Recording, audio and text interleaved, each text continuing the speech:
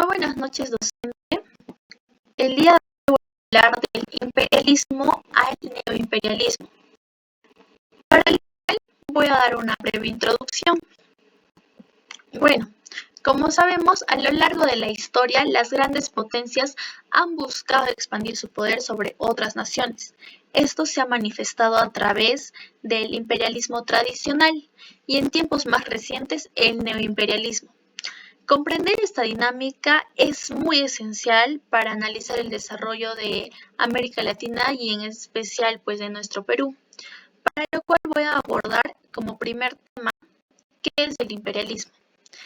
Bueno, el imperialismo es un sistema de dominación donde un país o un imperio extiende su autoridad y control sobre otros territorios.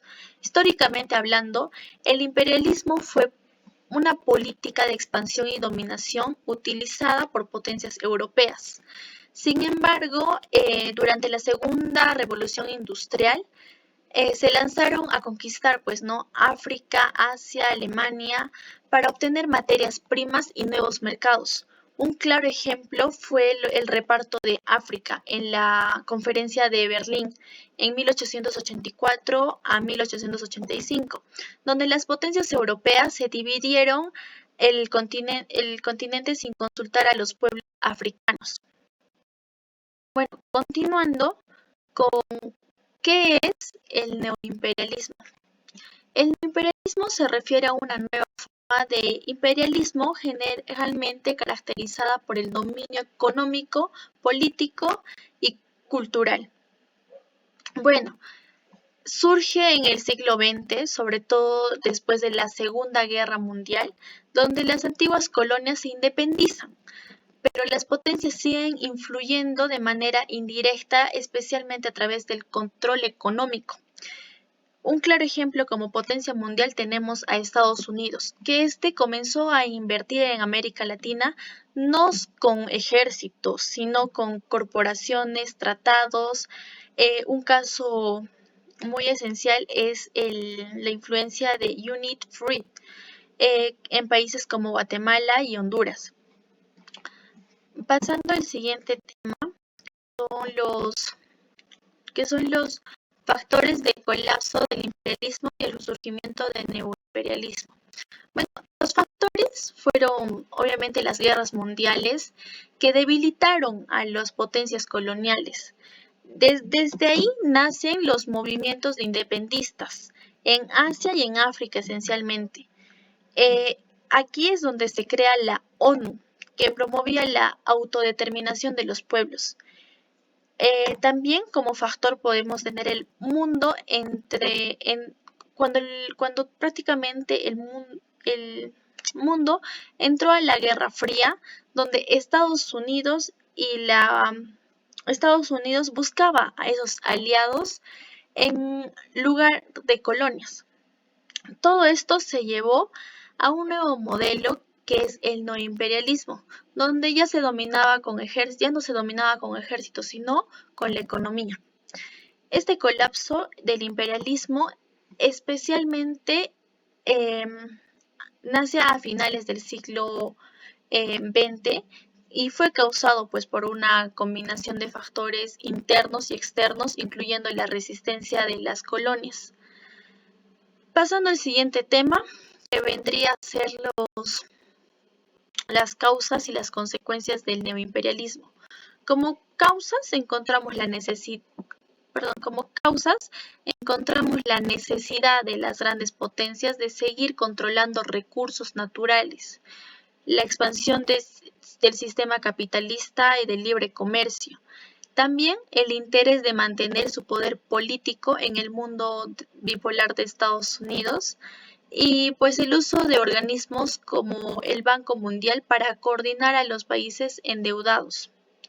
Y como consecuencias del neoimperialismo es la pérdida de la soberanía económica, la dependencia de préstamos extranjeros, la inflación, la crisis, la economía, reformas impuestas como el ajuste estructural de los años 80 y la desigualdad social de pobreza persistente en un país del sur global.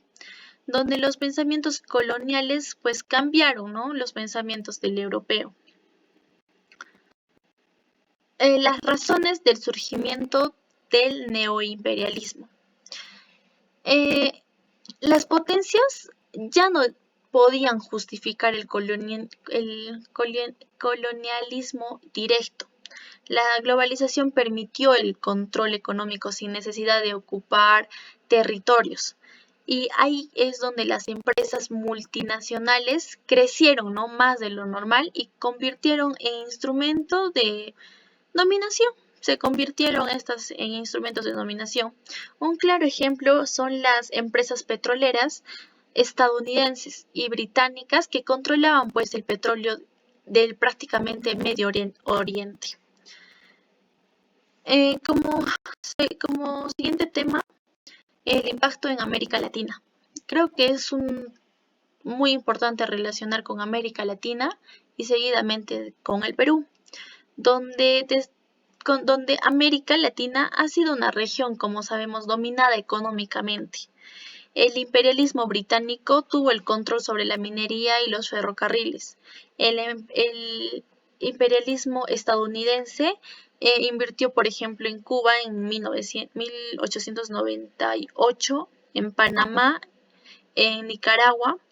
El neoimperialismo estadounidense también influencia en dictaduras, control de recursos naturales, tratados de libre comercio y pues América Latina se endeudó y aceptó las condiciones impuestas por el FMI.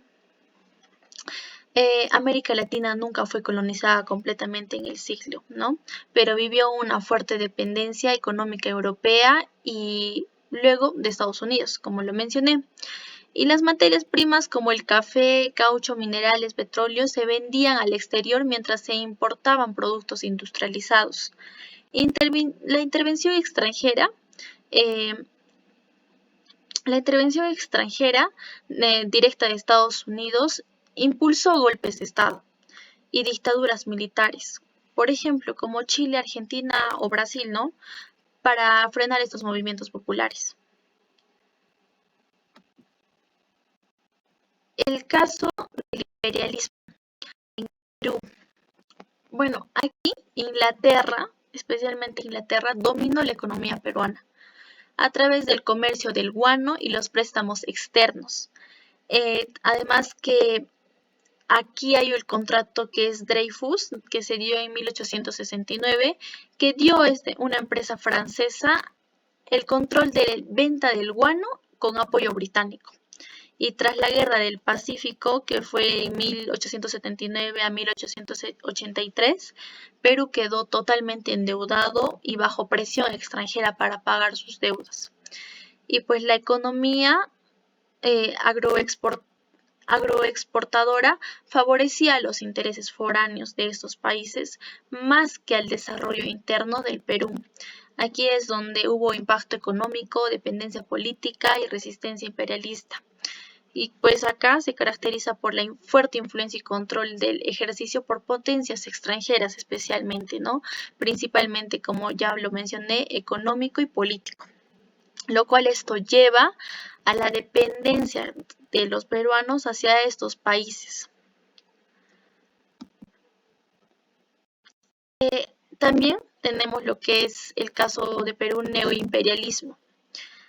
Bueno, desde los años 90, aproximadamente con el gobierno de Fujimori, Perú se abrió al neoliberalismo y firmó tratados de libre comercio. Las minerías extranjeras, como Yanacocha, por ejemplo, han explotado recursos sin beneficiar suficientemente las poblaciones locales. El Perú ha recibido préstamos del FMI y del Banco Mundial, que ha condicionado sus políticas económicas. También fueron influenciadas culturalmente. Los medios, los productos y estilos de vida que vienen del extranjero dominan la esencia local actualmente. Y bueno, esta influencia se manifiesta en la dependencia de tecnología, conocimiento y valores occidentales, así como en la subordinación económica y política del Perú a los intereses de esta potencia. Y como conclusiones, el imperialismo no ha desaparecido, solo ha evolucionado hacia formas más sutiles y complejas. Y el Perú, como muchos países de Latinoamérica, continúan enfrentando desafíos para lograr una verdadera autonomía económica y política, para lo cual es fundamental nosotros reconocer los mecanismos del neoimperialismo para pensar en alternativas, ¿no?, de desarrollo más justas, sostenibles y soberanas. Eh, También puedo decir que para lograr un verdadero desarrollo, los países deberíamos de fortalecer nuestra propia soberanía, diversificar nuestra economía y proteger nuestros recursos. Muchas gracias, docente. Eso es todo.